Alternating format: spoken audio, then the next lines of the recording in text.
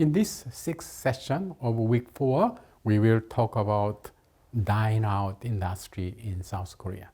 As South Korean economy grew continuously since 1960s, and by the 1970s, people had more money to spend for their daily life.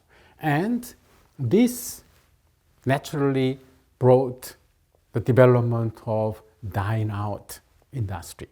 And one of the first dining out that South Korean young people were enjoying was so-called light Western cuisine food, which Koreans call 경양식. And even though this is very much Japanese from Japan in many sense, because it was in Japan that 경양식 developed both between before the war and particularly after the war. And for young people, this was a great opportunity when they meet other people, and especially when they are on date, they would invite their girlfriend to 경양식 restaurant where they would be served exotic food such as hanbok steak, which is from Japan, and that's grounded beef steak, and also tonkatsu, which is Japanese style pork cutlet, served with cream soup or corn soup, and some steamed rice. Of course, Koreans can't live without steamed rice, as in Japan. So, or instead of rice, you can choose dinner rolls.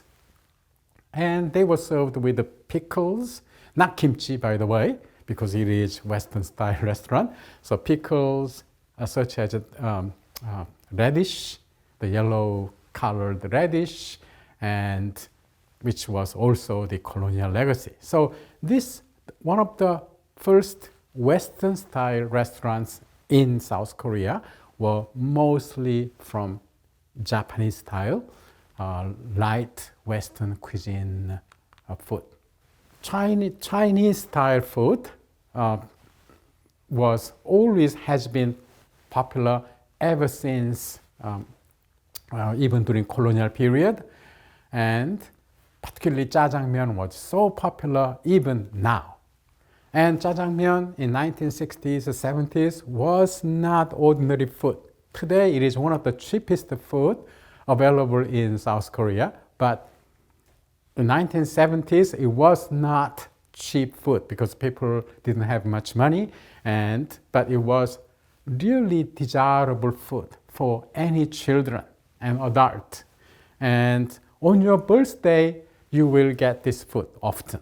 Your parents, or when you finish your school, you graduate from one school, and your parents would take you out and to a Chinese restaurant, and you are fed with a jjajangmyeon noodle. And as I said in early sessions, because South Korean government was promoting wheat flour consumption in 1960s and 70s, and Koreans didn't know much about how to use wheat flour, and it was the Chinese resident, small number of Chinese residents living in the southern part of Korea, they became the dominant group that led the society to consume wheat flour by selling their jjajangmyeon and jjampong, and not to mention the fried dumpling. And they were all very, very popular until very recently. And by the late 90s, however, this Korean-style Chinese cuisine became typical cheap and quick delivery food in South Korea. And now that is similar even in Japan. But anyway, until then, they were really sought after food, especially for children and adults. And in Japan, traditionally, there was a lot of Chinese restaurant, the local Chinese restaurant, because Japan also had quite large number of Chinese population, and there were several Chinatowns And if you remember, instant ramen noodle inventor Ando Momofuku was also Chinese from Taiwan. And so this food was available almost everywhere in Japan because every small towns or every neighborhood, there was a small Chinese restaurant, which Japanese call chuka ryori-ten. But they started to disappear, probably since 1990s. Chinese food is not the luxurious food as it was in the past. As I said, because jjajangmyeon in Korea was so popular. By the way, you see jjajangmyeon only in South Korea. Of course, there is noodle-based food with the same name in China, but the taste is quite different. And why food like jjajangmyeon exists only in Korea is because it has something to do with where these Chinese residents in Korea were originated from. If you look at just everywhere in late 19th century and early 20th century until very recently, until 1990s, whoever Chinese people you meet in North America, Canada, US, and elsewhere, they are mostly from two southern provinces of China, Canton and Fujian. And now these people traditionally left China and spread out Southeast Asia and North America and so on. Because continental China, after it became a communist country, the communist China didn't allow people to leave the country until 1990s. So Chinese residents in many countries in the West, they were, before 1990s, they were mostly from these two provinces, either Guangdong or Fujian. Now, that's why in America, when people think of Chinese food, that Chinese food is Cantonese food or Fujianese food.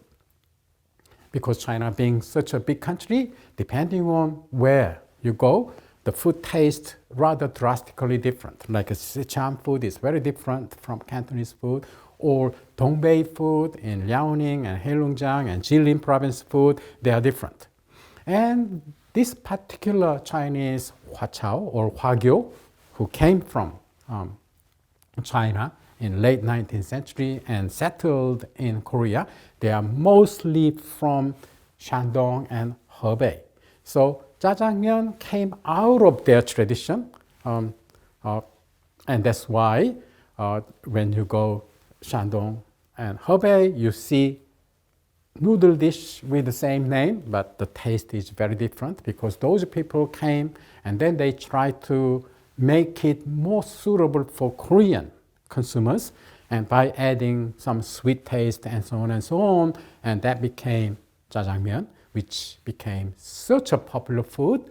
And finally, companies like Nongshim started to make it as an instant food, which is still very popular. As I said, as the country's economic growth continued through 1960s and 70s, the Korean food service industry also developed through this time, and by the late 1980s, the Koreans were able to enjoy much more diverse food. So now, let me summarize all the six sessions that I covered today.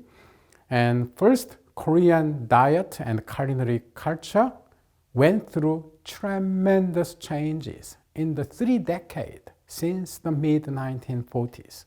And that's because due to the US food aid, the wheat flour and corn and spam and so on, and also the huge number of refugees caused by the Korean War. So these 2 factors drastically changed Korean culinary culture. And until the mid-1970s, when rice production dramatically increased, with the new cultivars and chemical fertilizers and so on, the South Korean government promoted consumption of non-rice grains such as wheat flour and barley. And initially they didn't, it was almost forced, but when instant ramen noodle came out, and also when jjajangmyeon, and through jjajangmyeon and jampong, that policy became very successful. Of course, today in South Korea, people consume bread a lot. So many South Korean bakeries like Dullejuk and so on, they are spreading out all over the world. And with the beginning of the industrialization in the 2 decades of 1960s and 70s, the Korean diet also changed as people had more money to spend. Also, new food items such as instant ramen noodle was added, and more people dine out, and Korean dining out industry began to develop. So with this, I will end this week 4, all 6 sessions. Thank you.